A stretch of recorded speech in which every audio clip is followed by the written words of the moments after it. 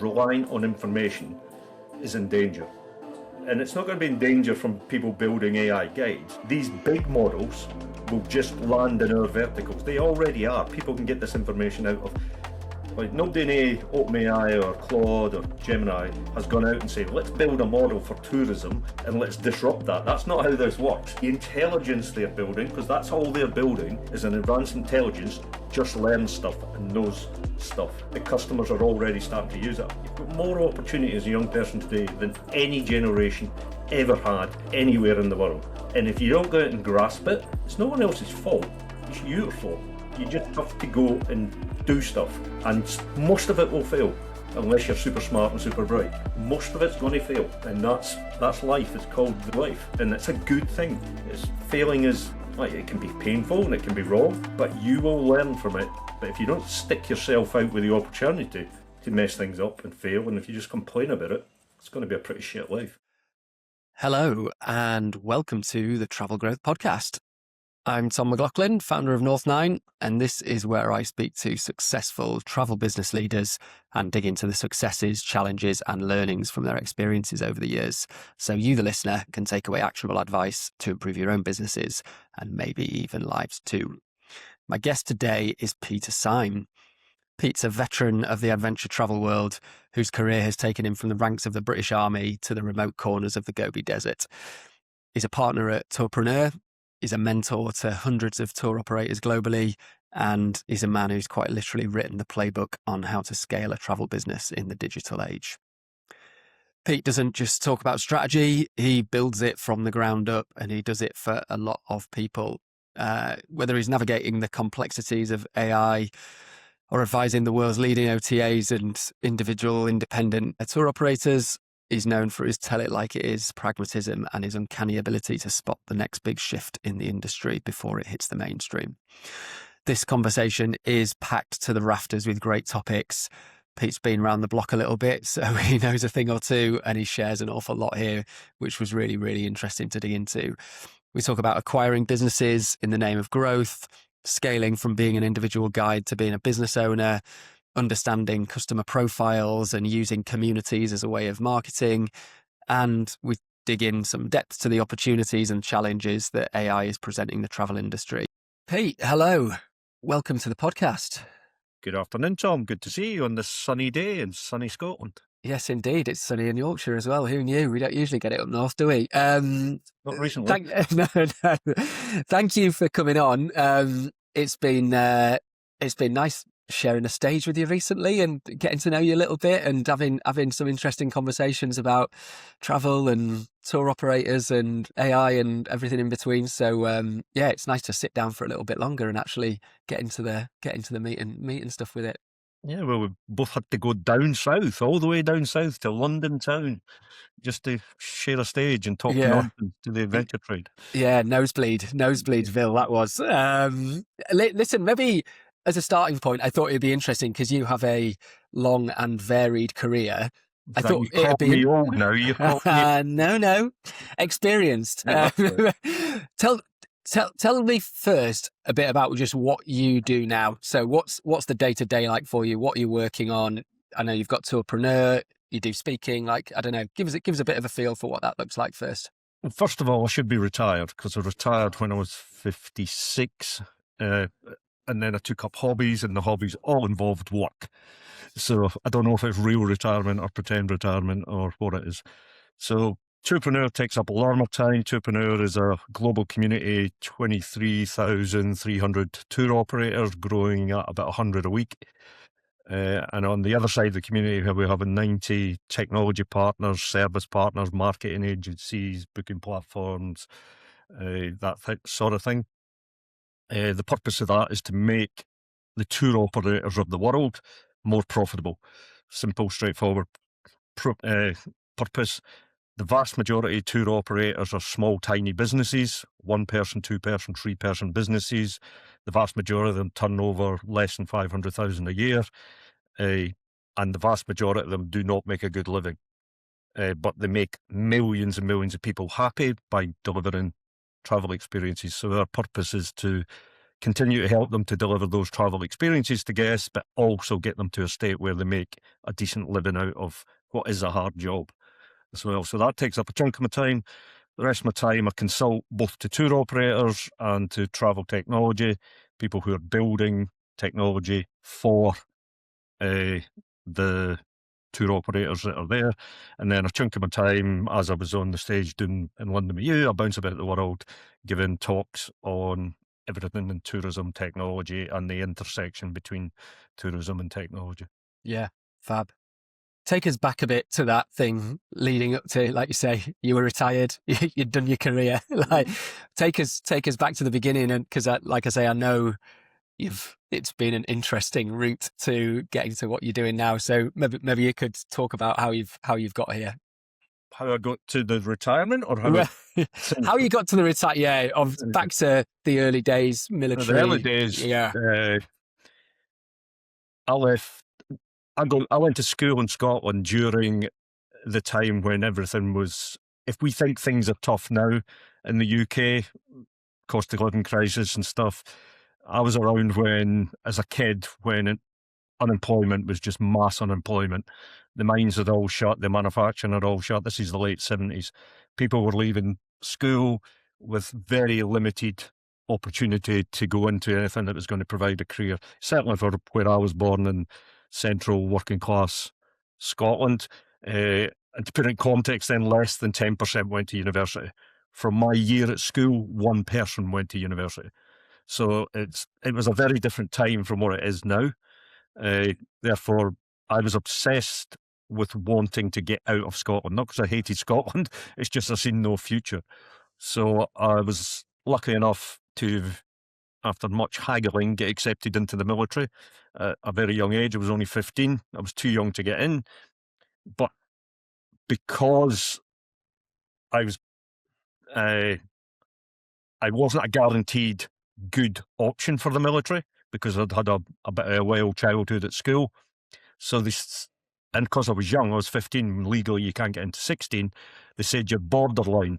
We're going to send you away, give you to some people for several months, and depending on their report will depend whether you get in or not.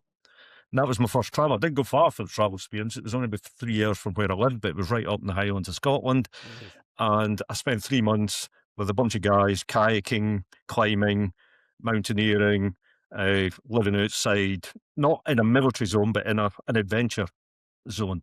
And that was my first experience of travel, and I was addicted from that point on. Previous to that, I had gone walked the hills and stuff like that, but I'd never really done anything technical. I was in kayaking and that, and that got me into it. Obviously, impressed enough that they let me into the military, and then that started a 16-year military career, bouncing around the world doing what the military do. Weirdly, at those times in between doing what the military do, there was lots of times to do what I'd been introduced to, which was adventure travel.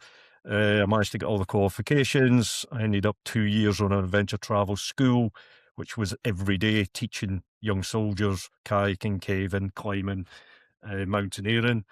I spent a lot of time leading expeditions around the world for the military, where they would pay us. We'd put some money in, but they would pay to fly us to Nepal or Peru or wherever it is and do expeditions.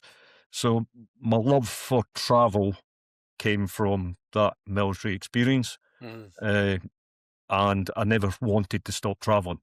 At some point, got married, 2 kids.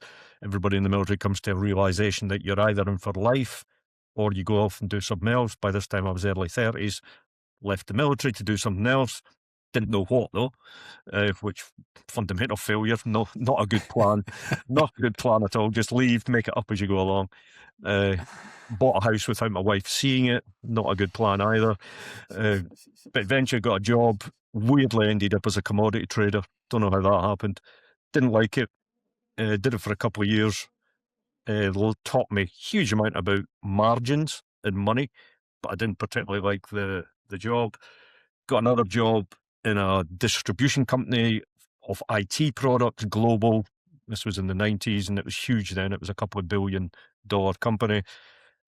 Found out I was reasonably good at sales, so rapidly got promoted through the sales, general manager levels, ended up being a managing director for 3 countries. that taught me a lot about general business, all the functions, marketing, finance, because I had to control all the functions.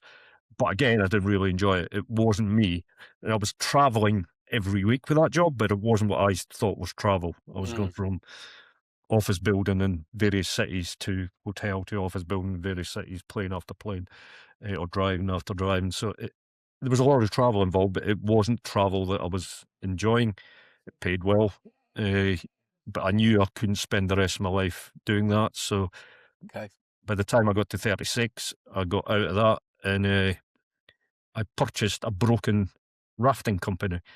I had zero interest in rafting. The company was broken, or the rafts were broken? No, the rafts weren't broken. The kit was good. The operations were good, but the sales and marketing, the running of the company was broken. So the previous owner had done a brilliant job from an operational point of view, but he didn't come from a business background. So I acquired that, not because I was into rafting, but because I wanted to get back to where my belief was, which was adventure. And when I looked at what my real passion was, climbing and mountaineering, I figured out I couldn't make a business out of it, or I couldn't make a great business out of it at the scale I imagined I wanted to do. Because certainly when you're guiding and you start out in yourself, you're taking two people. Whereas in rafting, it was very easy to figure out how to take 500 people. So it was a business decision to buy the rafting to enter adventure, not a passion decision. And from there, we led on to building various companies in various countries. We built businesses in Morocco, Spain, and an expedition business that went all over the world. They were all very different businesses, different products, but the one theme that ran through the middle of them all was adventure and challenge. We didn't do particularly high technical stuff. We didn't take people technical high climbing or really technical kayaking. We focused on the desire of people to challenge themselves without necessarily having the skill to do anything really, really serious. We filled the gap where we were introducing to challenge them, but we weren't training them. Because in the adventure world, if you train people, you're basically getting rid of your customers because they go and do it themselves. Take me to that moment of your being, you're in the corporate world and you decide to go and buy a rafting company. Like, there's a bit of a gap there of like, what made you go and do that? Had you decided you were leaving? Were you specifically on the lookout for a business to buy? How did that happen? The company wasn't doing good. I mean, it was huge. The American side was going into trouble, and I knew that was going to come across. Our side was successful and profitable. The UK side of it was about 450 mil. So we knew there was massive changes to come. So the existing management had to do something. So we sold the business to, at the time, quite a famous entrepreneur who's famous for bad things now, not good things. A boy called Philip Green, which was the retail entrepreneur who built lots of businesses, but also scammed lots of businesses. And the minute he took over, I knew it wasn't a fit for me, so I had to get out of that because the way him and his team run businesses wasn't the way I like to run. But most people at that point would say, I'm going to go and get a job somewhere else rather than I'm going to go and buy a rafting business. By then I knew I'm mid-30s, got a couple of young kids. I'm living back in Scotland after having lived around the world. I knew I couldn't spend the next 30 years of my life doing that stuff I'd been doing in offices and basically building businesses for corporate companies. That's what you're doing as an employee in a corporate business. You might get paid a lot and they might be looking after you, but you're basically building businesses for other people. And I have an addictive nature when I like something. I go all in. 24 hours a day doesn't faze me at all. I'm used to working 7 days a week, weeks on end, months on end. But I will do that for someone else as well. And it gets to the point where it's not particularly healthy, and you're not really building anything. You can disappear. We all know how business works. You can be there one day and gone the next day. So it just was not fitting with my head to stay in that space for the next 30 years of my work life. So I'd been spending at least a year looking for an option to get out that involved travel and adventure, Okay. without really understanding travel. I understood it from a doing because I'd spent years in the military taking people on trips and leading expeditions, but I didn't understand it as an industry. Uh, Yeah. because when you look at the travel industry from the outside, you see the package tour companies, the holiday companies, the airlines, the hotels. Back then, you didn't necessarily see the adventure industry as a standalone industry. It was just lots of crazy people around the world doing interesting stuff. It wasn't regarded as much as an industry at that point. Yeah. Okay. So you make that move, you buy the rafting business. Zoom in a little bit more to that thing. You said you grew it over. How long were you there running it? Did you buy other businesses to add to it? Were you just kind of creating new businesses to add to it? How did you grow it? Combination of mix. We bought another 2 businesses, and I started 4 other ones, so 7 in total. There's benefits in paying to buying or starting. For anybody listening who's in that space or thinking about that, from my experience, I would always buy if I can, rather than start.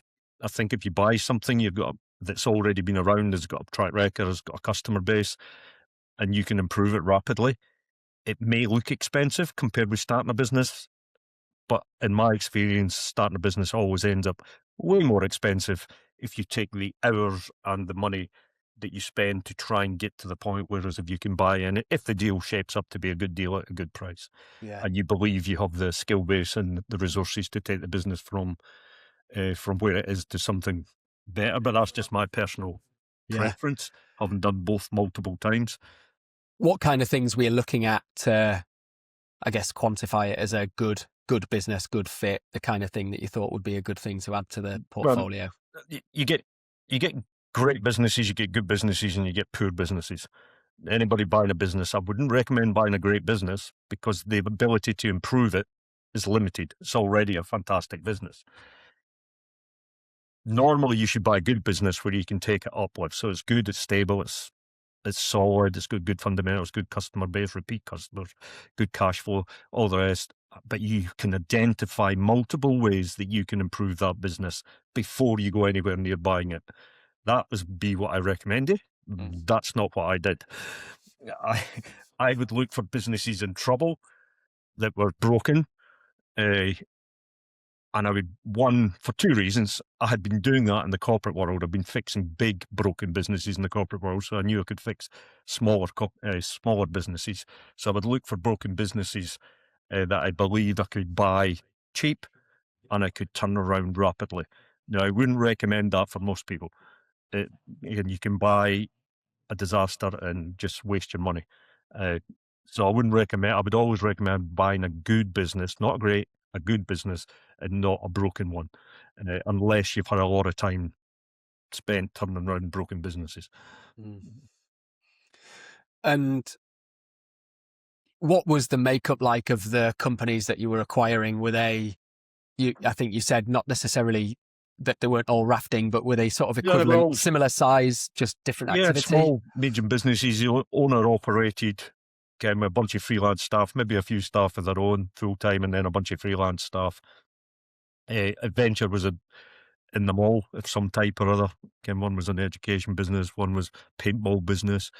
Anything that aligned with what we were already doing, because we had customer bases from the other business, there had to be an alignment. It wasn't a completely different, sometimes very different product.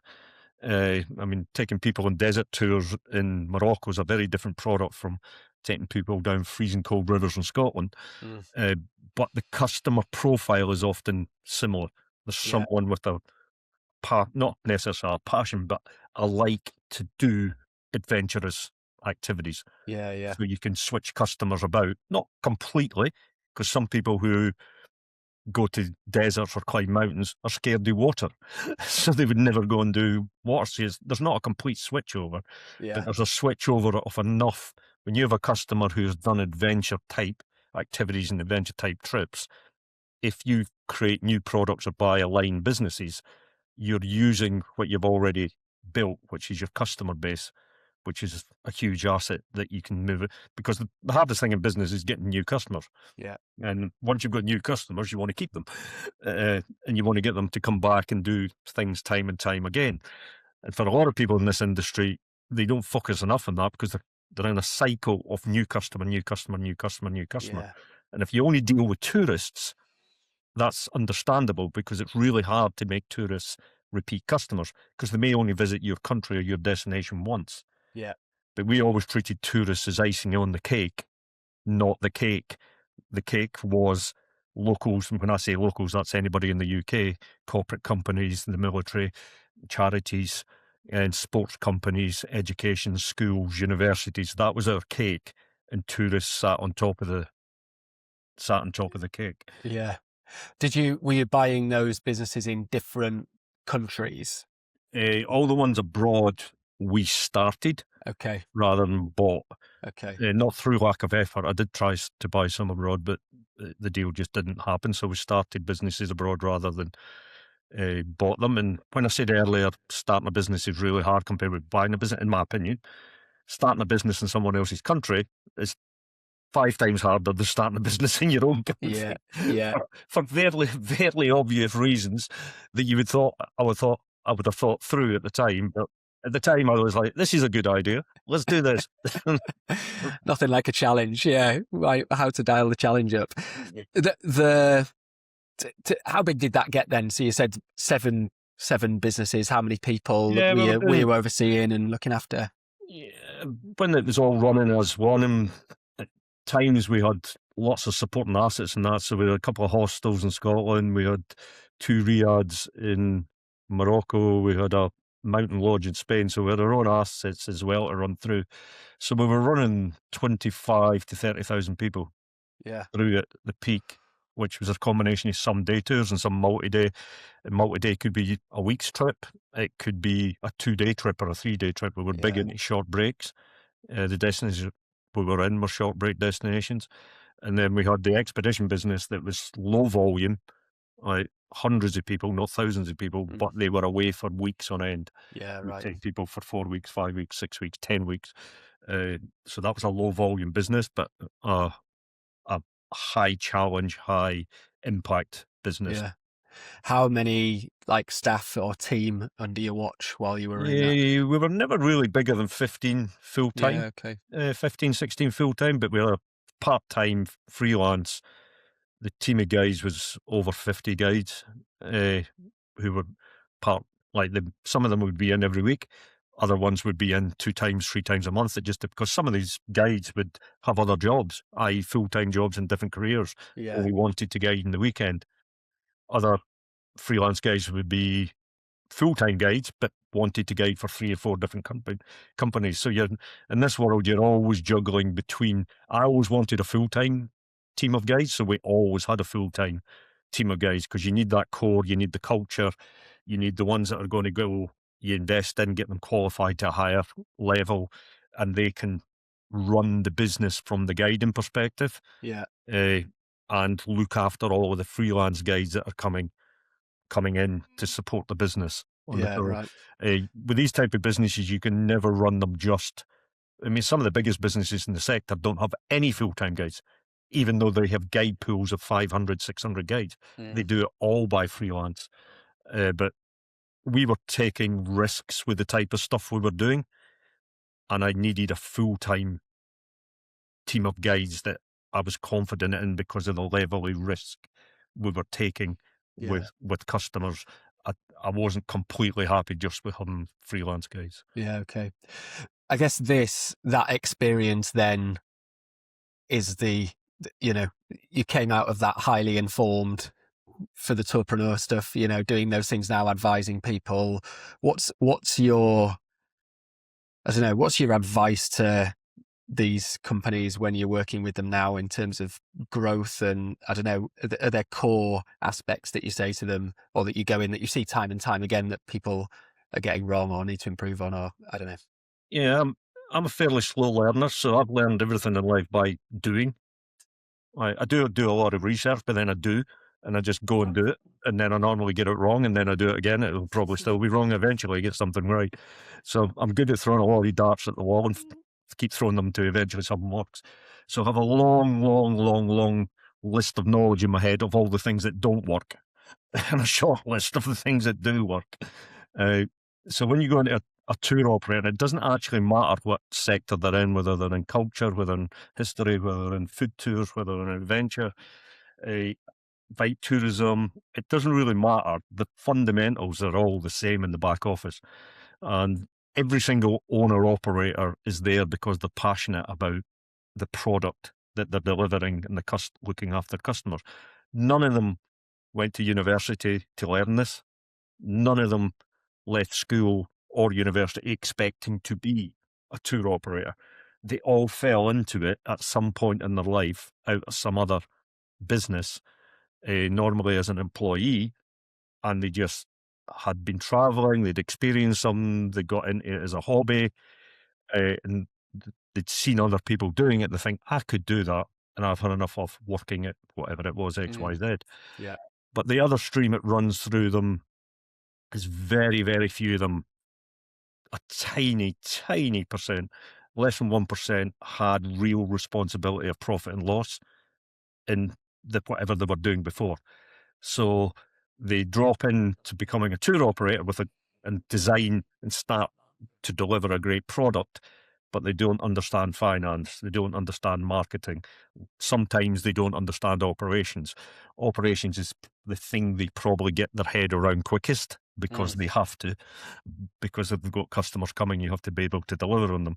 But the marketing, the finance, the general run of the business, recruiting, training, 99% of them have never done any of that before. So it's all brand new. And the bit they get into the business for is to look after the customers. Many of them get pulled into guiding, and there's nothing wrong with that initially, because you need to learn about customers and you get feedback from customers, and that's where you get to demonstrate your passion and build a name for the company. But it's incredibly hard to build a business if you're guiding every day, because when are you going to do all the marketing? When are you going to sort your finance out? When are you going to do the business planning? And sometimes if you're successful, you could be guiding 7 days a week. Therefore, when's all this other stuff getting done? And the reality is it doesn't get done. It gets done really poorly because you spend an hour a week doing marketing in an industry that needs somebody doing marketing full time. And your accounts get up to date. You don't have weekly reporting. You don't have monthly reporting. So you can't actually see how the business is going. Your gut tells you it's doing all right because you're busy, because you're guiding, but is the numbers working? And in most cases, particularly with day tours, it's less so remote today, when we do audits and when we check businesses, there's no foundation there. The product's good, and that's not our opinion, that's the data's opinion, because they have X hundred or X thousand 5-star reviews. So the customers are liking the product, but the foundations the product's built on is really weak. Return bookings, marketing, cost to acquiring customers versus the value you're getting out, margin control, atrocious. And distribution, how many partners they've got, all of this boring stuff that no one ever joined this industry to do is the difference between being successful and not. And this annoys a lot of the operators, but to me, having a great product is the entry ticket to the game. If you don't have a great product, you're not going to get the opportunity to be a decent business. If customers don't love your product, don't love the experience, you're dead. You're not going to survive as a business. But invariably, customers do like the things people come up with. Therefore, they're giving you some breathing time because they're giving you enough cash flow to allow the business to be sorted. But a lot of operators get trapped just in delivering for customers, and they're on a hamster wheel year after year after year after year, and they're not really building anything. They're just surviving. And is there an unlock that you advise that enables them to take the next step from that? I guess, like you say, maybe some people just don't want to because that's what they got into it for in the first place. But I don't know. How do people get out of that hamster wheel? If we can get the owner out of guiding and working on the business 7 days a week, that business is normally successful. Now, that's easy to say. A lot of owners don't want to get out of guiding. They love it. Or they get out it, but they don't really. And some of them, it takes me an hour to explain how guiding is costing them money. They think it's saving them money because they're not paying a guide, whereas it's actually costing them money every time they're guiding. Or some who are passionate in guiding, they've managed to get the business to some level. They've decided to hire business-focused people to do the stuff they don't want to do, and they focus on the operations, on the guiding. But in this world, even with all the advances in technology and this modern world, the hard reality is if someone is not working on that business every day, minimum one person, the business is not going anywhere. No. And it just can't, because all of those things that need answered, all of those supply management that you've got to do, all of those answering to customer inquiries come in. And unless you've got a really, really simplistic product where all your customers are just pressing a book now button and turning up at the right place at the right time, and you take them and do it, and you can manage that for 10,000 customers, and it doesn't really work like that in practice. There's a lot of moving parts going on all the time, and someone has to be across it. Not just operationally, someone needs to be marketing on a daily basis. Push all the time to get more. Many of these businesses are seasonal. It's getting less so for people in the cities. If you're in London, I've just come back from Paris, Madrid, a lot of these businesses are becoming 12-month businesses. I was never lucky enough to be that. We always had a high season and a really low season. And managing that cash flow and staffing and all the rest of it is difficult when you have that. So you've just got to if we can't get an owner out the business, we know the chances of helping that business to become something substantial is really difficult. It doesn't mean it won't be good for the customers. Customers will have a great time. But it will never be a scaled up business. And scale means to different people. Most of our operators don't want to be big businesses. They want a business that runs well, runs efficiently, and makes them a good income. That's most of their ambitions to do that. And when you say to them, how many customers is that then? They don't know, because they haven't done the calculation on how many customers at what sales price, at what margin, minus my costs. What does that mean? And then what does that mean for marketing? And then what does that mean? How many hours am I going to do to market and to get this ambition of mine? Most of them are just, the ambition is forward, but they haven't put a number on it. Sounds like everyone needs a couple of years as a commodities trader to just get their head around the numbers and come back around to it. You mentioned technology there. What's your how do you advise these companies who are, I guess, maybe not super informed on it or not that far down the road on it?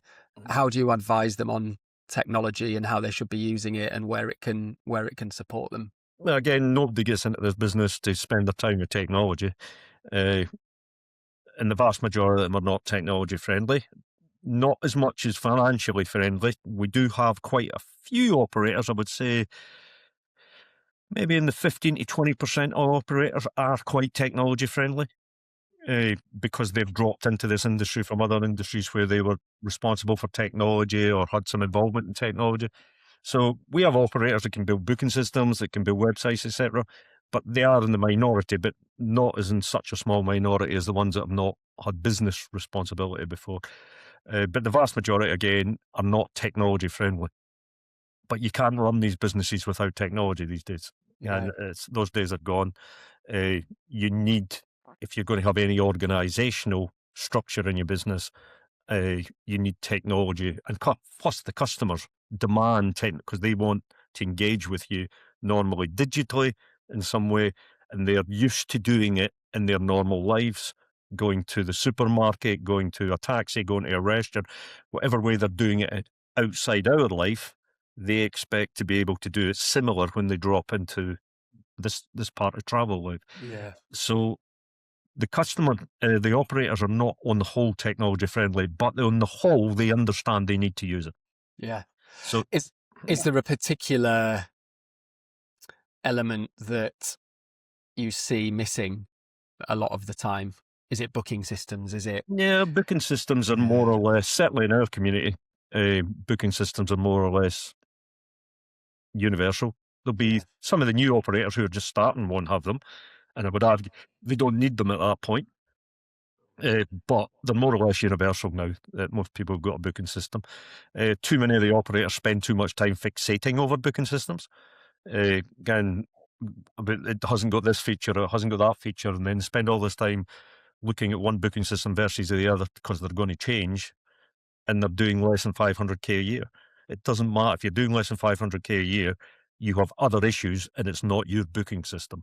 Yeah. It's your sales and marketing and drive more business through the business. You can change booking systems later on. There's definitely a lack of awareness of customer management systems, CRMs. Some booking systems have basic ones built in. The use of CRMs in the operator base is nothing like the use of booking systems. Booking systems are widespread. CRMs are in a minority, but CRMs are where the value is. Like the booking systems are going to help organize your business from a structural point of view, allocate guides, track the bookings, and can do the finances, some of them. But it's not managing the customers and the value of who that customer is. Who is the customer? What's the future potential of that customer? How should I communicate with that customer before they become a customer, when they become a customer, and after they become a customer? Because there's a fortune sitting in that understanding and that management that booking systems are not built to attend with. But the focus, because the operators are focused on the customer experience, therefore they become focused on the booking system to try and make the customer's experience more efficient. Yeah. Where are we going to meet, the logistics of it, timings, things as the kids can do this, the kids can't do that, age profiles, all the things booking systems are brilliant at. The operators become fixated with that because they want the customer experience to be so good, and that's correct. But if you had the same fixation on managing the customer relationship and the value of the potential customer, you can grow businesses significantly without having to get the same amount of new customers every year. Yeah. Any CRMs that you think are particularly good? I mean, the booking systems are about 200 of them, but the CRM systems, there's about 5,000 of them. And I don't actually understand. I'm not aware of a CRM that's 100% built for our sector, whereas we've endless booking systems just built for this sector. Everybody just uses it. Over the years, I've used 3 or 4 different ones. I mean, HubSpot, everybody has a play with, but if you end up with big customer numbers, it becomes exceedingly expensive to operate. I used Zoho for a while, used Sugar for a while, RTO or whatever it's called, AII. I don't really care. I don't get uptight about systems if they're doing the job, and if they're doing the job and you've planned the outcome and you're getting the outcome. I don't fixate on the systems because I treat them all as commodities. Most of this tech now is commoditized, and 20 years ago it wasn't. When I first put a booking system in 2000, the first SaaS booking system, I think it was 2006 or 2007. These things weren't commodities then because they hadn't scaled up. They were like quantum leaps in difference in the business. Whereas now there's so many of them that they're just a commodity product. And there's not a perfect one because different operators suit different booking systems and different operators suit different CRM systems. Some CRM systems for some operators are just a good spreadsheet. They don't need a CRM system. If you're a multi-day operator and you're looking after 200 clients a year, do you really need a huge singing, all dancing, just a really good spreadsheet build out with some AI hookins now would do just the same job as us. But if you're managing 100,000 and contact details, you're going to want more than a built out spreadsheet. You're going to want to be wanting a decent CRM that can actually prove it's deriving value into the business. And the challenge is always that people turn up with their own tech stack, isn't it? And so you kind of, there's no one perfect scenario because it's how they interact together and how they flow the information. Hundreds of operators' tech stacks. I've still to find 2 operators with the same tech stack. From hundreds. No one has exact. You would think the ones where you're on the same booking system. Let's see what's built around it. What's sitting on top, what's sitting underneath.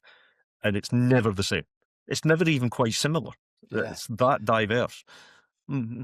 Yeah, crazy. Yeah, it's amazing that is the case, isn't it? That hasn't unified. That fragmentation is not going to get less, it's going to get worse because we're now in the world of people building their own bolt-on products here, there, and everywhere. So everyone will have really personalised bits bolted on as well. So that fragmentation is 100% getting worse, not better. There you go. Then it's taken us 37 minutes to get to talking about this one, but AI. Tell us what you think pose the biggest opportunities and the biggest threats from AI as it's hitting us. So the biggest opportunity for tour operators is a fairly obvious one, but and they do realise it now.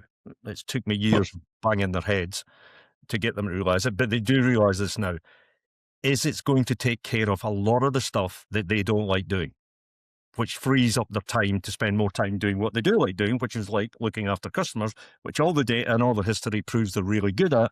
Yeah. And all the stuff we've discussed previously, what they're not so good at, this stuff is going to be able to do a lot of that stuff you don't like doing.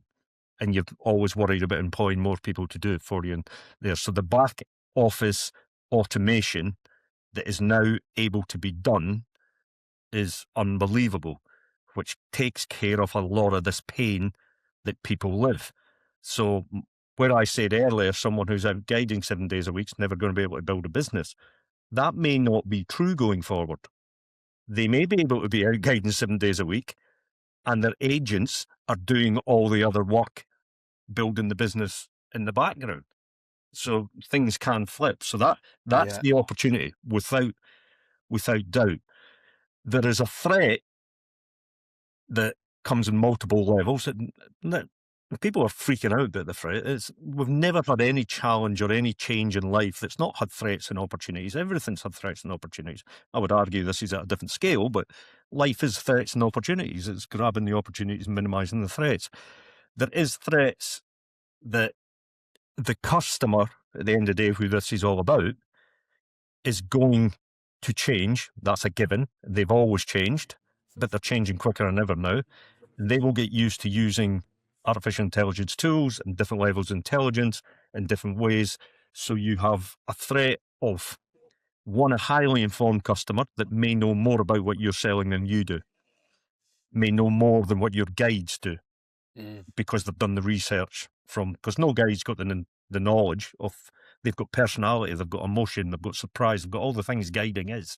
But you can't expect a guide now to have more knowledge than artificial intelligence, because it's just not going to happen. Yeah. So, for example, someone in the mountains guiding someone on rafts and someone saying, how long ago did this thing happen or that thing happen, or how high is that or something, and then getting stumped or getting pulled up on it by someone else. Stumped. Any product that is reliant on information is in danger, and it's not going to be in danger from people building AI guides.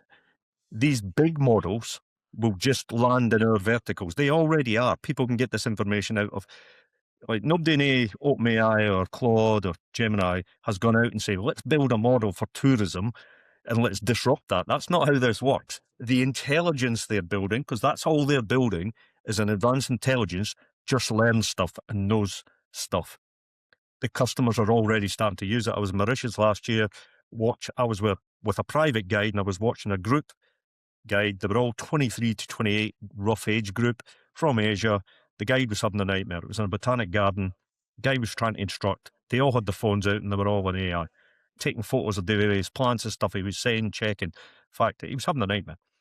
And so if your tour is based on information alone, or your experience is based on information alone, you need to be changing it now, because that's not going to survive. That's in pain. But it's very easy to change it. You do start doing things in the tour. Yeah. Right. You don't talk about how the bread was made. You go and make the bread.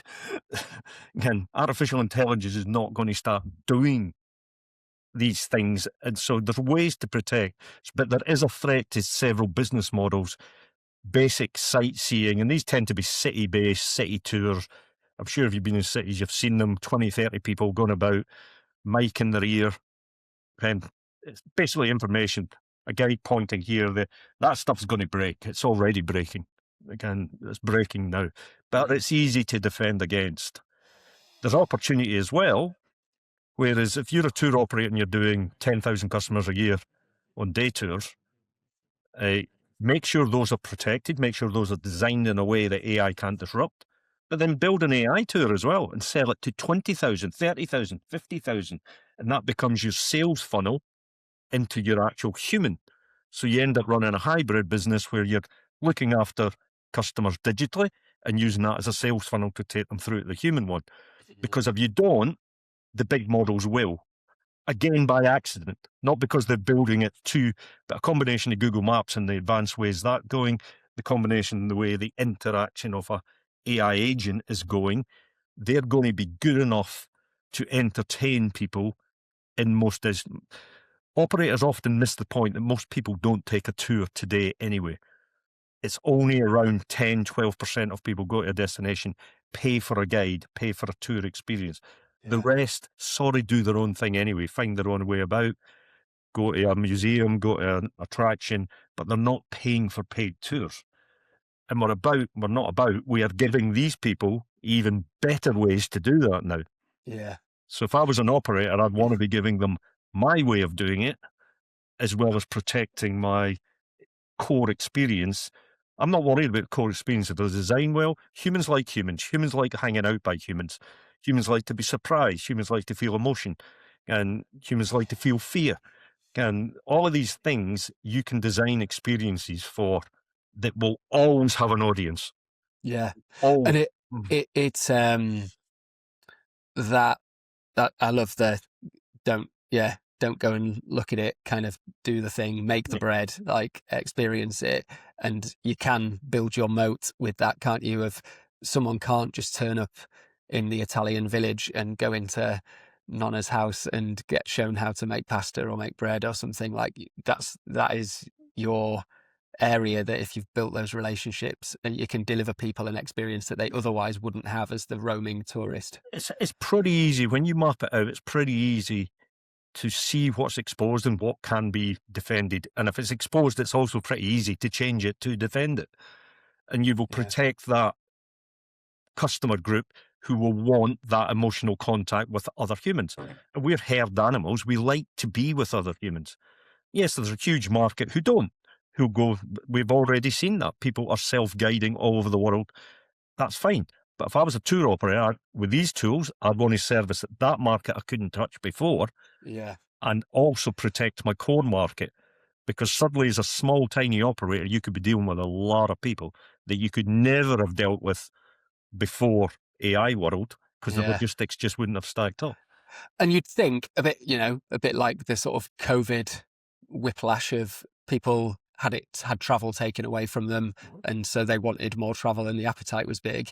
As things become more robotic and disconnected, that they're going to hunt down more of the real experiences and kind of there'll be more appetite for that. 100%. People want to do things with people. From an industry point of view, what you have to do is increase quality, increase design to make sure you're designing and delivering things that make people emotionally connected with it, and charge the right amount of money for it. Because when technology can often take margin out of product, and if you're a tour operator selling $20 tours going around London, which is just information, that's going to be a tough business. You best be doing 500,000 clients a year, because you're not going to have a business with this technology coming in.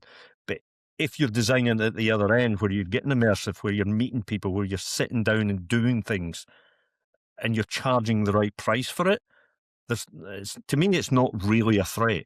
It's not a big enough threat. It's only a threat if you do nothing about it. It's actually the opportunity, to me, far outweighs the threat. But we're dealing with humans here. Yeah. And people always, like, for the last I first gave my first AI talk in 2018. So I've been preaching this for now 8-9 years. Yeah. It's only this last year that I've stopped getting massive pushback. Yeah. Up until now, it's been massive pushback. People saying it ain't doing this, it can't do this, it won't do this. Again, it gets this wrong, and I'm like, have you ever mapped what a human gets wrong? Yeah. I've been on a lot of tours. A lot of tours, and most of it is nonsense half the time. Yeah, it's like the self-driving cars, isn't it? And how people, there's a storm whenever there's an accident with a self-driving car, but then if you actually compare it to the amount of accidents 100 when times more. humans are driving, I was going to say hundreds of times more safer than a human driver, but it's not. yeah, It's thousands of times more it's safe. wild. And having been in them, like the first time you go, oh, that's weird. But the second time you don't even notice. No, you just get to where you're going. It's just instantly it becomes it's an experience for about 10 minutes, and then it becomes a commodity. Yeah. It just becomes an Uber without a driver. It sounds to me, from what you're saying, and I agree with it, that like travel is in a great place. Like it's only in a place that can benefit from all this stuff. And for as much as change and new things are scary and take a bit of adaptation and time and effort to adapt to them, really, this is a good thing that's going to help the industry. Travel's only problem is how do you going to manage all these travellers? That's travel's only problem. All the trends saying we're going to double the number of travellers.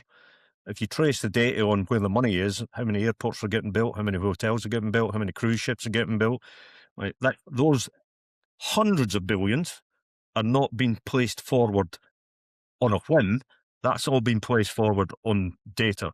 So travel hasn't got an issue with more customers. Travel's got an issue with how are we going to manage these customers at this volume, make sure they have a good experience, and make sure the destinations that they're having a good experience in actually want them there, and the locals who live there are having a good experience as well. That's travel's biggest conundrum to solve, and AI will be a massive part of solving that conundrum as well. Yeah. Edmund Morris from Equator has and continues to do lots of interesting stuff and give lots of insight on these kind of things around over tourism and sentiment and looking at lots of data around it. So he's a good follow for this stuff for anyone who. I mean, we are breaking. Interested. We've got to admit we're breaking the travel experience, and once you start sending the volume of travel we send to various destinations, the destinations change to suit what they think the traveller wants. And eventually the data tells them exactly what the traveller wants because the money flows. So then everybody reinvests on the same thing. And then what you end up with everything looking the same volumes and same destinations. So is travel really an experience then if everywhere is the same? And so we are breaking it, and the volume's only going to get worse. So there's a huge amount of work to be done. And I'm not smart enough to figure out how it gets fixed, but it needs to get fixed. Otherwise, you will get massive pushback at some point because travellers are only there for X days or weeks, and people have to live there. And if it's not working for the people that live there, it's not going to work long term. That's the bottom line. There's there's the over tourism topic is a big, deep one, isn't it? It's definitely not an easy one just to click your fingers and answer, I guess, and as influencers and social media and all these kind of things, kind of build a world where people are going to tick boxes and copy a photo and things like that. It's a brand and a logistics challenge that people all want to go to the same things because these things are branded and they have a reputation and a name. I'm just back for Paris. Everybody who goes to Paris wants to go and see the Eiffel Tower. Are they going to stop going and seeing the Eiffel Tower? No. No matter what you do to try and push them out to the suburbs of Paris or different areas of Paris where they're not seeing tourists, you can do all of that, but they're still going to want to go and see the Eiffel Tower if they haven't seen it before, and that can be that will be replicated in every single destination around the world. And it's people want to see the landmarks that they've grown up hearing about. So we have a management of volume problem for sure. Yeah, I guess the thing for if you're future proofing your travel business, zoning into the experiences and the doing of stuff and focusing that away from the standard attractions, if you like. I mean, it's a business model challenge. If you go standard everything once, you're going for volume. Yeah. Because the price will be cheaper, because the competition will be insane. So the price and your margins will be lower. That doesn't mean say you can't have a great business, because you can build a business doing 300,000, 500,000, 1 million customers a year. And So you can have a great business chasing that, or you go to the other end where you design purposely away from that. Therefore, you go high price and high margin, and you have a harder sales and marketing job because it's not iconic, it's not branded, etc. But you work on smaller volumes and you work deeper with the client to get a deeper experience. And there's no right or wrong in that. It's what Yeah. you as a business and the operator decides to do. The wrong place is being in the middle and not knowing what you're doing. Yeah. I.e., you're trying to compete with a volume game, but you've not got the structure, the mentality, or the drive to build a volume business. Yeah. And I see so many operators stuck in a middle ground. They're charging volume prices, but they haven't got the ability to deliver a volume business. Yeah. No, that's just death. They need to move up market. Yeah. Up market scares them because they think it is a different customer and it's a different price point. But their mentality actually suits that rather than suits a volume player. I spoke to Matthew Newton from Leatherback Travel for this season of the pod. We've got an episode with him, and their business has been basically doing that, scaling multiple smaller focused businesses, operators with a hyper specific offering, cultural walking tours for women in Italy, or this kind of thing. And one of their things was going to an Italian village and I think it was learning to weave or something like that in a converted church that they're helping. It's pottery. Pottery, there you go. There you go. Yeah, he's got a church where it's doing pottery and it's sold out for the whole year. Exactly. And so that, it feels like they're setting themselves up with those experiences in a good way that is sort of making the most of, those niche experiences. Niches are always way, way bigger than what you think they are. Like everybody, it's far too small. There's not a market in that. There normally is. If you can charge, then the next question is, there is a market in it, but can I charge the right price to justify being in that market? Yeah. And if the answer to that is yes, you're in a great place, because marketing to a really narrow niche is way easier than marketing to something that's much more general and wide. Yeah. Both from an acquisition point of view, both from a volume point of view, and both from a cost point of view.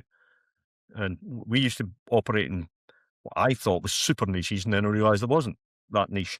I thought, how many people is going to want to walk 1,000 miles across a desert? And maybe I literally thought there'll be a couple of dozen years in the world daft enough to do this. Yeah. We were getting 1,800 inquiries for one trip for 12 people. Yeah, wow. So niches are not as niche as we all think they are. I remember my wife saying to me when I said, I'm going to set up an SEO agency just for travel companies, she said, is there enough of them? So, you're right. You keep burying and it keeps, once you're down the rabbit hole, it turns out there's plenty of opportunity there. Every single niche has gold in it if you can just make sure the alignment and the customers involved in that niche have the financial wherewithal and have a willingness to go deeper in their niche. Yeah. We have an operator who takes people from the US, Canada to Sweden on quilting. I didn't even know what quilting was. I had to ask my wife and she told me. And they're paying US dollar type multi-day trip, which is thousands and thousands of dollars, way more than Europeans pay. Yeah. Again, on a thing called quilting, because apparently Sweden's famous in the quilting world, right? Historically. So the niches just go on and on and on and on and on. And I think that side of travel interests me much more than taking 200,000 customers to see sightsee. Yeah. Well, you I think it was when we were talking about the rafting business and when you were in that you said you had a lot of success with kind of community building as a marketing tool for that. Yeah. Is that right? Maybe you could talk about that a little bit more in terms of how, if you've got a tour company, an operator who wants to do that.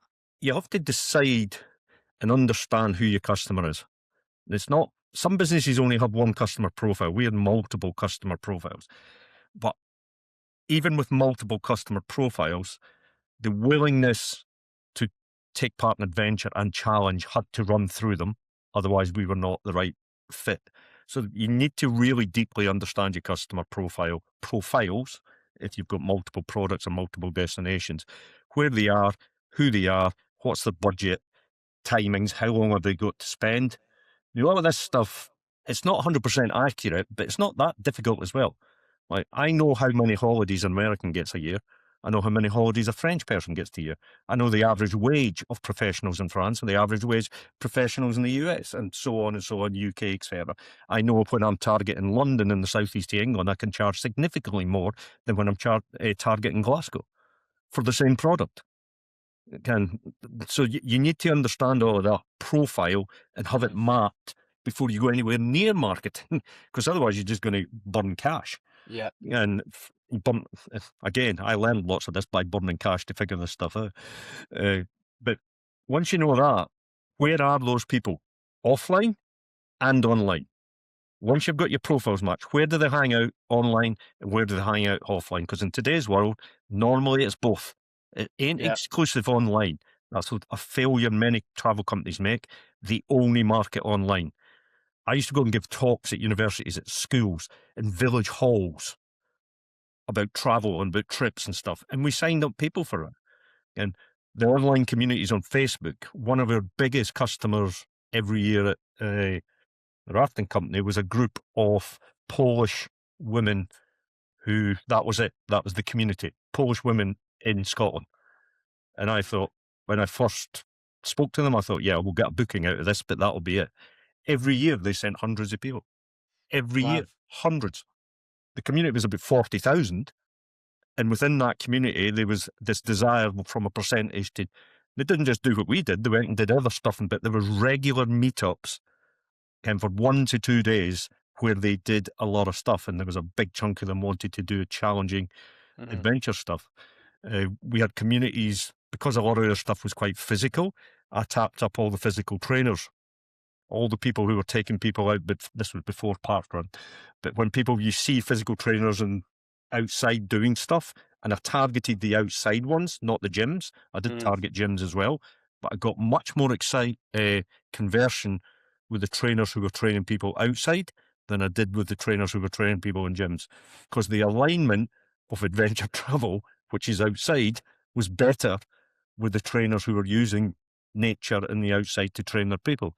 So we got a lot of business from them bringing their clients to us or suggesting us as a group.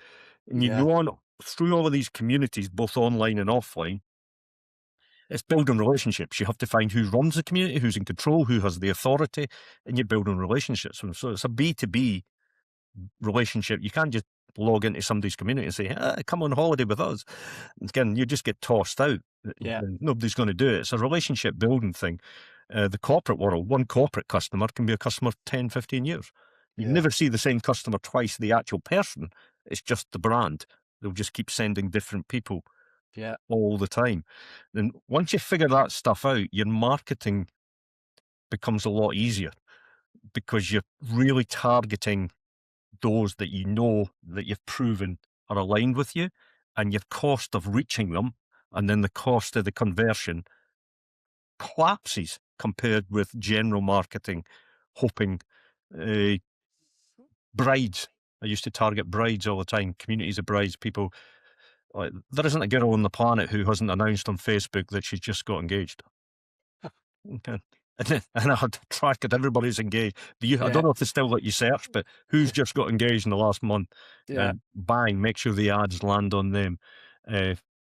Hen party ads, but the biggest converter was stag party ads that landed on the bride, not the stag. The bride would then influence the stag that you want to go and do this for your stag party. And there was groups of these, a bit of a perverted thing, but I was in so many brides groups. It was unreal. And by far, the things we do for work, Pete, eh? By far the biggest conversion was not them. We did got about 20% of our groups coming from that market were hen party groups, but the rest were stag party groups influenced by the bride. Yeah. Because we would literally put an ad out saying, don't let your future husband go to Amsterdam with the boys. We know what he's going to do there. Wink, wink.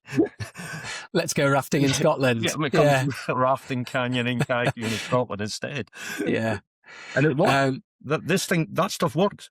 Yeah. Well, it is, I think, and you can just, like you say, back to the audience, like you can extend that once you've broken it down. You were saying it earlier, the whole customer persona thing. It's like there's not one customer persona, there's 10, there's 50. It's like once if you're a slightly broader company who has multiple destination, multiple types of offering, as soon as you stop targeting someone who's an adventure traveler and you start targeting someone who's a female climber, then where you go and look for them is completely different, isn't it? And so much, you start going to bouldering walls around the country and partnering up with them and being the travel party. I do some of that stuff, and I've never seen a travel company target me for holidays to go climbing. And it's like, well, surely that is just an open goal for people who are doing that. And stage of life was for our outbound.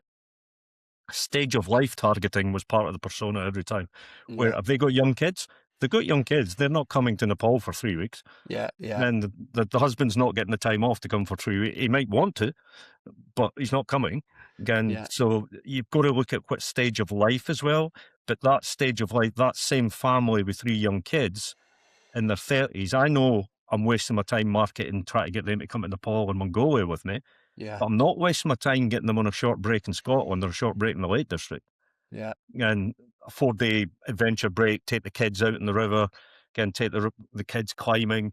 And that's the sort of thing they're buying. But on the whole, they're not doing 3 weeks trekking in Nepal. So why am I going to market that product to that time of life? Exactly. Yeah. So they might all fit in the pool of targeting, but you target them differently with different messaging. You got to target them differently. As they came into our funnels, as they came into our ecosystem, I was always looking at where do these really fit in this ecosystem?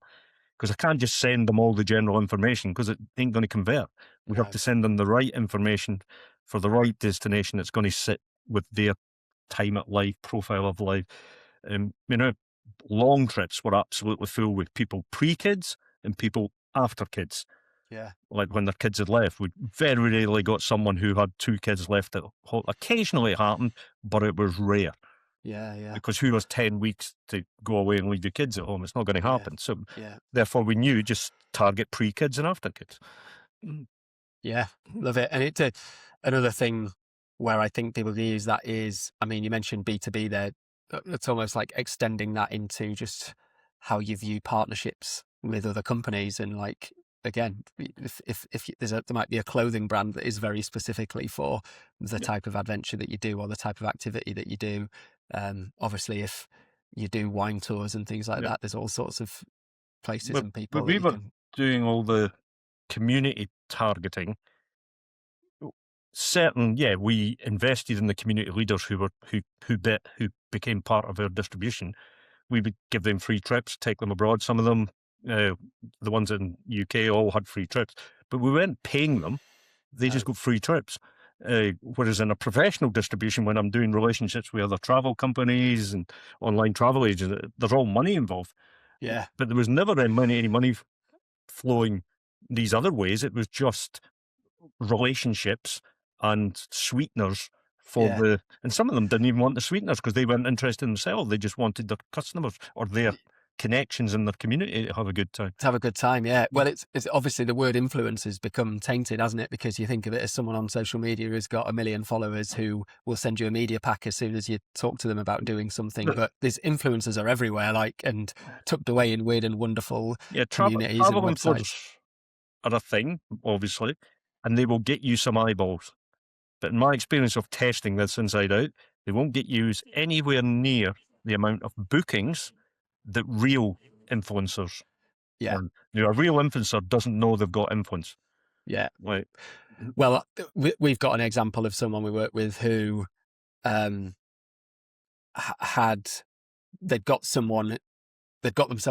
getting mentioned in a forum quite regularly about the niche that they were in.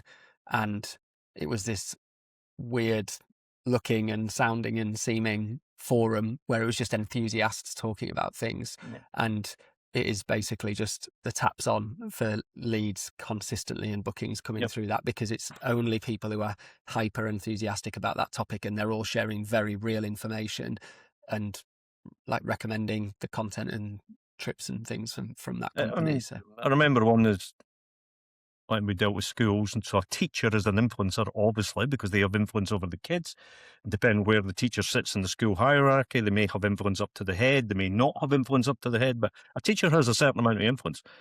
But normally, a teacher's also connected to lots of other teachers in other schools, normally in the same discipline they're teaching. So we used to have a geography teacher that would use the river not just to give the kids great time, but to part of their curriculum was studying how rivers flow from mountain to the sea and all the rest of it. So I said, you must know lots of other geography teachers in other schools. Oh, yeah, I've got a network. We all chat. I said, well, would it be possible you could introduce what you're doing? And he did it. And then suddenly you've got a lot more bookings from other geography teachers doing the same product for them. So you're always looking for people who have... this is for any travel influencers listening. I shake my head when I hear travel influencer, because they do have a job and they have a role and it does work, but it'll get you eyeballs. It won't necessarily drive. Some can do bookings. The rare ones I've seen do bookings, but most of them, it will get you eyeballs and some clicks. Yeah. But if you want bookings, you have to find influencers who are totally aligned with what you do, and they don't hang out in the travel world.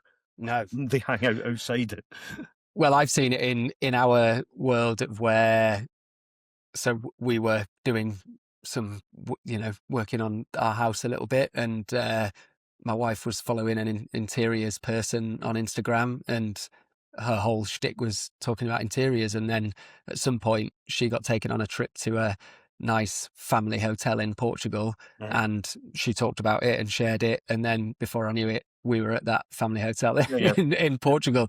So it's that thing. It's like, that was not a travel influencer. That was an influencer based on the audience persona that hotel had. And they knew that the type of people who followed that interiors person would be interested, and it worked. So that's another way back to that persona approach. I think it's super important. You can get an awful lot out of that. And the thing is, it's not a systemized approach, because each business has going to have a different culture and a different customer base, customer profile. So everybody has to find their own influencer route.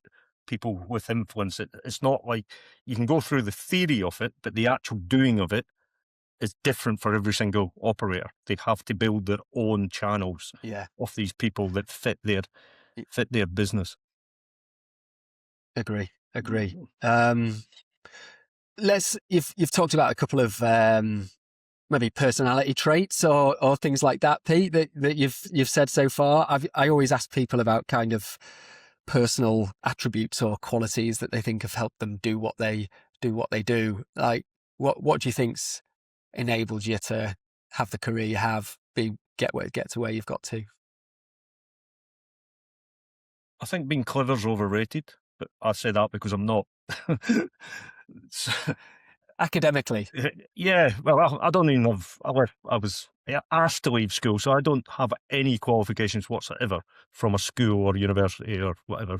Obviously, I've got qualifications later in my life via the military and stuff like that. So, and I'm not putting down academia. If you're going to be something that needs academic standard, you have to have it. But just because you haven't, like, the ability to become... there's all this nonsense flying about, like, not working hard, working smart. Like, well, if you're smart enough, get on with it. I'm not lucky to be that smart. I had to work hard. Every single thing I've done, I've worked long hours, which means you learn more. Because if you're doing more, you learn more, both good and bad. So being obsessive about what you do, putting your whole soul and being into it, will teach you a lot, both good and bad. Having resilience to never give up is a real pro, but it's also a curse, because sometimes you should give up. But in general, if you're resilient enough to keep pushing through it, every barrier, on the whole, it's a good thing. Just somewhere, sometimes it has to be balanced. If you've spent X number of years and you're still not doing whatever, it may have to be balanced. But resilience, I've always seen as a trait that I look for in people, particularly when I was responsible for recruiting lots of people. Are you resilient to keep going when things are not working well? And habits, I think, are brilliant. If you become habitual in doing good things, it's great. And you end up performing to a much higher level just by having habits. Obviously good habits, because they're bad habits as well. We all have a mixture of good and bad. But if you have a list of good habits that you become habitual in doing, you end up to perform, again, in my experience and training, and literally thousands and thousands of people, both within travel and out, those that have a lot of good habits tend to perform at a higher level. So simple habit, resilience. The other thing is the curiosity to be able and willingness to do stuff that you completely have no idea about and don't understand.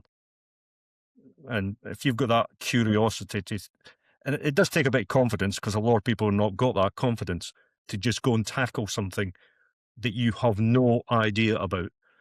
But if these other things can build that ability to do that.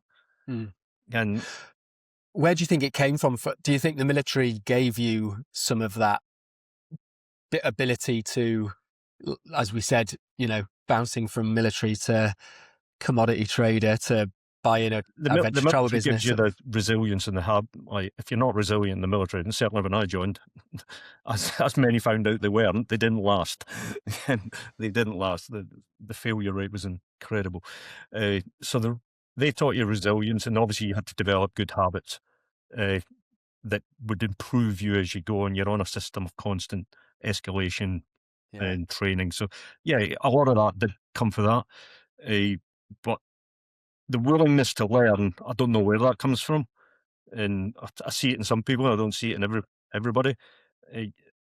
I may have been, because I didn't have a formal education, I may have felt I had to open my mind to everything to gather that education. So I do become, not so much now, but even now I do become obsessive about stuff. If I want to learn something, I will go so deep, way deeper than I should go, just to learn that.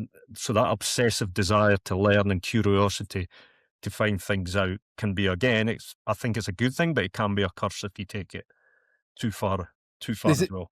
There's I guess there's a common trope and discussion around, you go through school, education, uni, all these things, and then even when you get into a job, in lots of cases, graduate schemes and things, it's all kind of the path laid out in front of you. So that idea of doing something different, I don't know, we're insulated from it for a long time, to the point where, I don't know, it becomes pretty scary when you're an adult and you might get to 23 or something and be like, oh God, I'm not going to do something different. There's been a path, but I don't think there's a path anymore. And anybody who does is living in cloud cuckoo land.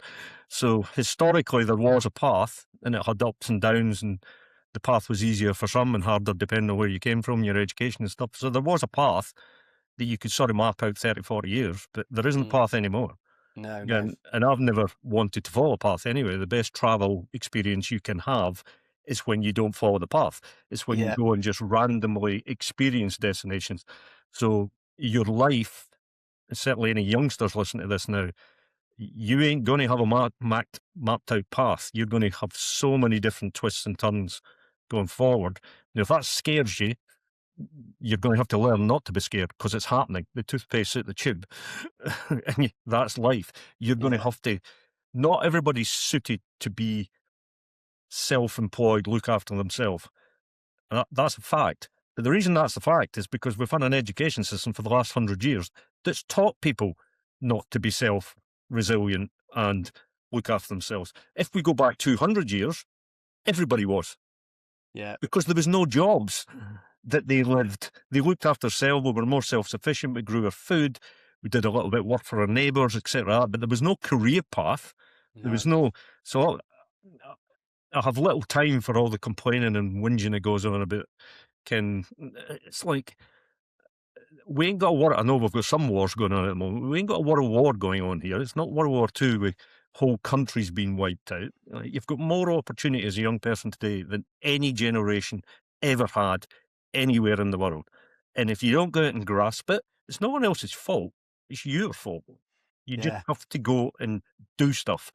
And most of it will fail unless you're super smart and super bright. Most of it's going to fail. And that's life. It's called life, and it's a good thing. Failing is like, it can be painful and it can be wrong, but you will learn from it. But if you don't stick yourself out with the opportunity to mess things up and fail, and if you just complain about it, it's going to be a pretty shit life. Yeah. And that I think we've got our clip there for the episode.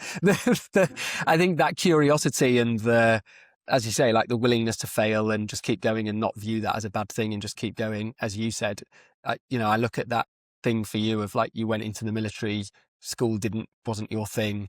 It's like you cultivated that skill over time that then has enabled you to go off and do all these other interesting things, because you're quite happy just to throw yourself, sort of hang a hard left and go in a completely different direction without thinking there was this perfect path laid out. Everyone will have a passion that they love doing.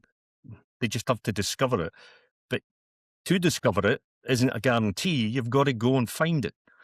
And that's the reality. Everybody, and there's no right passion or wrong passion. Everybody will have a passion that makes work not feel like work. It makes them want to get up in the day rather than not want to get up every day. You just have to discover it. But sometimes to discover it is a long, messy, horrible journey. And some people will discover it in their early 20s or their teens, and some people might be 30, 40 before. Some people might be 50 before they discover it. But unless you keep giving yourself the opportunity to discover what you really like doing and love doing to the point that it doesn't feel like work, well, you're not testing enough. You're not opening yourself up to enough different experiences to find your true reason. My reason in life, I thought, was the military. Like, I thought that was my reason for the rest of my life. But it wasn't really. It was the travel that it was giving me was the reason. Mm-hmm. And a couple of young kids and a wife was enough reason to make me leave the military. But nothing's been a reason to leave travel and that travel experience. So it's not always obvious, even when you think you've found it. Sometimes it's something in it that you've found, not the actual experience itself. Yeah. Yeah. I think what's really interesting about what you've done through your career is that testing part of it, that thing of you've done the military, you've done the commodities stuff, you've done the sales, global company, corporate thing. Like you've kept throwing yourself into completely different environments and treated it as a, like I say, rather than a ladder that's going up, like I'm just going to collect lots of different experiences along the way and keep finessing and learning what I like and what I don't like. And then you realize you just hit a point that you've just got a really broad skill set and knowledge that you can apply to the thing that is the thing you're passionate about. There's always been arguments, but should you be a specialist or a generalist? And I don't know the answer to that. I think it comes back to the individual itself. I am a generalist, 100%. I'm a generalist, always have been. Well, there's a book called Range, isn't there? What's the guy called? David Epstein, I think, is the guy who wrote it. And he talks about lots of the big top performers and how they are generalists, and they start as generalists, and it's only later down the line that they become the specialists. So it's and because they've got that broader set of skills, in the first instance, that they become very, very good and exceptional at the once they specialize. But it's again, I'm probably biased. Everybody's biased, depending on your upbringing, your background, what you learned, all the rest of it. But it's those things I discussed, plus your attitude to doing stuff.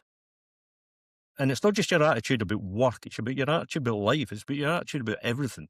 Life can be shit, can be horrible, or it can be fantastic. And that's nothing to do with how much money you've got. And I've been in 140 odd countries. I've met lots of people with nothing, but they're having a happy life. So it's about your attitude of how you deal with the situation you're in. You've all been, if anybody's listening to this, you're lucky. The fact you're listening to this, you've been born into an environment that allows you the time to listen to a podcast. You're lucky, because there's a lot of people in the world not listening to podcasts who are having to walk to fetch clean water. So, and it's attitude. It's like life is there to be, it's only going to last for whatever it is, 70 year, 80 year. You best make the best of it. And it is the thing that modern society's grinding on me is it seems to be people, and it's a society issue that we're forced on. Everybody seems to think the state or someone else is responsible for their well-being. And there is no one responsible for your well-being. It's you. And you have to make the best of it. Let's follow on from that to, I guess, like final question, which we've touched on a little bit already, but if there was someone sat listening who's thinking about starting a travel business, a tourism business, doing something in this space, what would your advice be? How would you set them up for success? First of all, a lot of people spend a lot of time thinking and not enough time doing.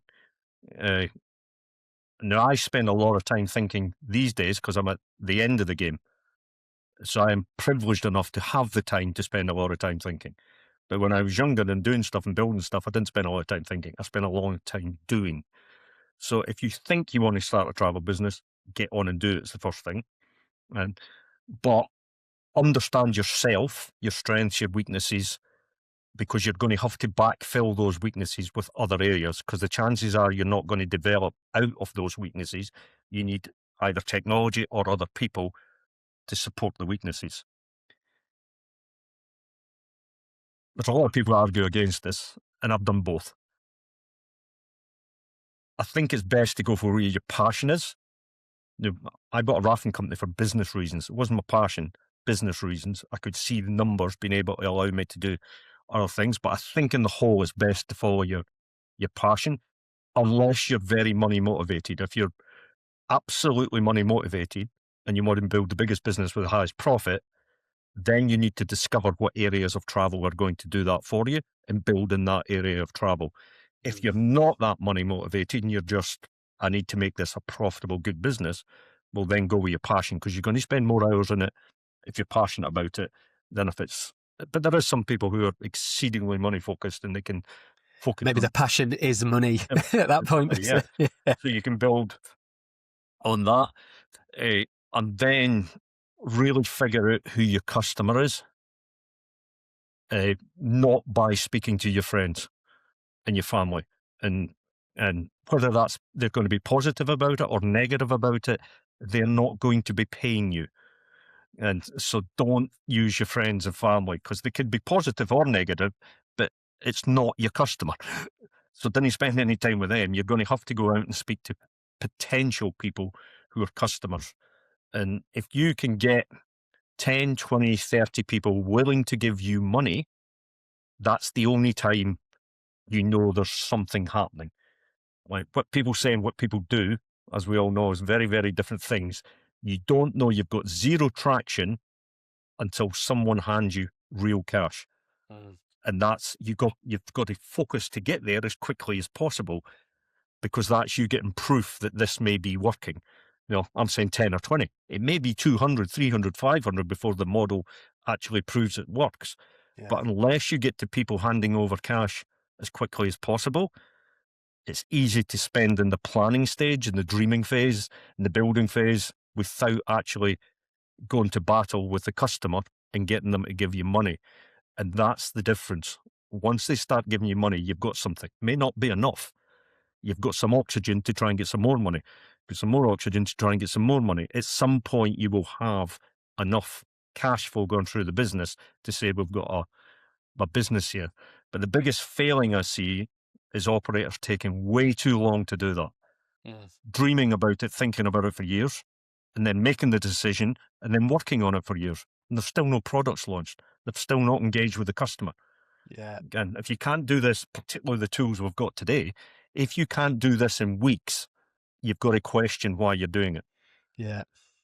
Yeah, this is lean startup type things, isn't it? Just get it out there, get MVPs, get people to try things. Get it out. Now, learn. I'm saying don't use your customer, don't use your friends and parents as proof of economic viability.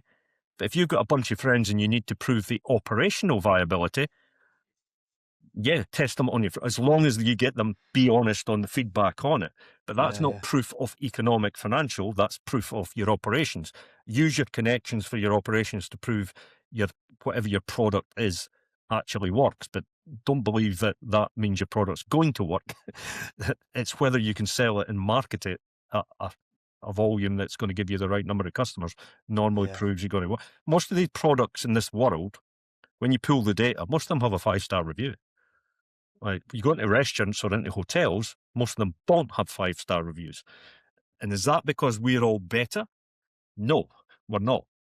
It's because most people do these experiences very rarely. How many times do you trek in Nepal in your life? For most people, 0. Then a tiny percentage once. Then a 0.0% twice. Therefore, you're much more inclined to give a much higher review because you're never doing it again or haven't done it so often. So this industry has a high satisfaction rate with the customers. Therefore, the products are normally quite good. Not always, but on the whole, the products are quite good. So your challenge is sales and marketing. Because on the whole, if you've got the right passion for your product, the evidence tells me that it's going to be quite good and the customer's going to like it. So what's your challenge? Getting customers. The hardest thing in business, getting customers, keeping customers, getting them to give you money. All the rest is less hard than that bit. Yeah. Fabulous advice, and a good place to draw it to a close, I think. Anything else you would like to add, Pete? Anything we haven't discussed? Any topics, anything you want to say to people that you think would be useful? Keep travelling, get off your backside, go do things. And there we go. I'm sticking with it myself. I'm off to Oman this weekend. Amen to that. Love it. Look forward to hearing about that trip. Where should we find you, Pete? Where should people go to follow along? Most of my socials are killed now because I'm getting old, and TikTok's a disease that no one should ever touch. So LinkedIn is the place I hang out and trying to pretend that I'm professional. And there's lots of good stuff, back to doing, lots of practical advice that you share on there as well that I love following. And obviously tourpreneur.com. Tourpreneur, if you become a tour operator, you're in the tourism business. We have over 300 events happening each year, both digital and live. Live events, we're hitting 100 a year, locations all around the world, major cities mostly. So it's not just a digital world we live in. We like meeting people face to face and doing things. Love it. Thanks, Pete. Appreciate you spending the time coming and talking to us. It's lived up to all my heady expectations that I had. So, thanks so much for coming on. Thanks for the invite, Tom. And there it was gone. Massive thanks to Pete for joining us for the pod. Yeah, I've enjoyed all the conversations I've had with Pete since we made contact over the last year or so, and it was just really nice to have a bit more time to chat through a broader set of topics and hear about his journey, because he has, as you now know, been around the block and done lots of fascinating things along the way. So I hope you enjoyed it. Hope you took as much from it as I did. And yeah, I feel like we could easily go for a round 2 with Pete and cover lots more ground and learn an awful lot more too. If you want to access the resources and other information from that episode, then go to north9.agency. That's north, the number 9.agency/podcast. And you'll find that and all the other episodes that we've done there. And if you're a business in travel or hospitality looking for marketing support, then drop us a line and we'd love to find out a bit more about you and see if we can help. You can also read more about the 100% initiative on our website, where we share the story behind how we give all the profit we make from our work with clients to educational charities in our attempt to have a positive impact on the world with the work that we do together. And that's that. I hope you enjoyed that one. A few more coming at you for season 3. If you haven't yet, go check out some of the other episodes. Subscribe on your favourite pod platform. Give us some love on the socials. And until next time, stay safe, keep exploring, and happy travels.